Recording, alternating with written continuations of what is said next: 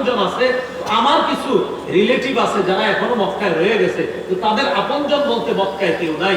আমি চিন্তা করলাম আমি যদি একটা চিঠি লিখি, এই চিঠি লেখার কারণে আমি চিন্তা করলাম আহবাবতু, আমি এই ইচ্ছা করলাম ইফাতা যালিকা মিনান নাসাবি ফিহিম, যেহেতু আমার বংশের কোনো সম্পর্ক নাই, তাই আমি চিন্তা করলাম একটা চিঠি লিখি। আমি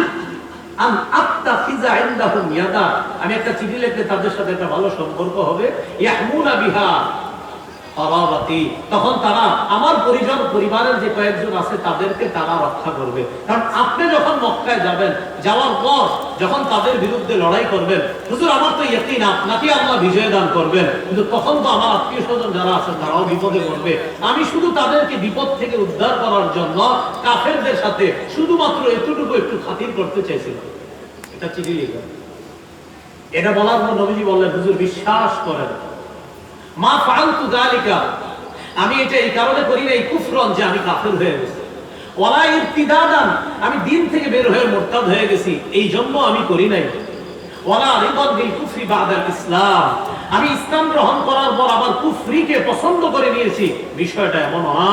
তাহলে আমি কাফেরও হই নাই, আমি মুরতাদও হই নাই, আমি ইসলাম গ্রহণ করার পর কাফের হয়ে গেছি, বিষয়টা এমন না হুজুর। শুধুমাত্র একটা চিঠি দিলে যদি তারা আমার প্রতি একটু সহানুভূতি প্রদর্শন করে, আমার যে সন্তান আদি আছে তাদের অন্তত যদি একটু রক্ষা করে, এই জন্য একটা চিঠি লিখছিলাম। নবী তার পুরো বক্তব্য শুনা সাহাবীদেরকে লক্ষ্য করে বললেন, লাকাদ সাদাকাতু, এই শোনো, হাফেজ যা বলছে সত্য কথা বলছে।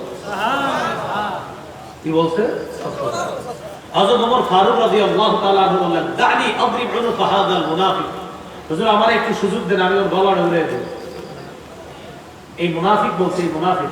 আল্লাহ রাসূল বললেন, ওমর সাবধান, কদ শাহিদা বাদরা, আমার এই সাহাবী হাতেব বদরের যুদ্ধে অংশগ্রহণ করছে। তুমি জানো বদরের সাহাবীদের ব্যাপারে আল্লাহ কি বলছে? আল্লাহ বলছে, আমালু মা শিতুম, তোমাদের যা মন চায় তোমরা তা করো। ও বদরের অংশগ্রহণকারী সাহাবীরা, তোমাদের যা মন চায় তা করো।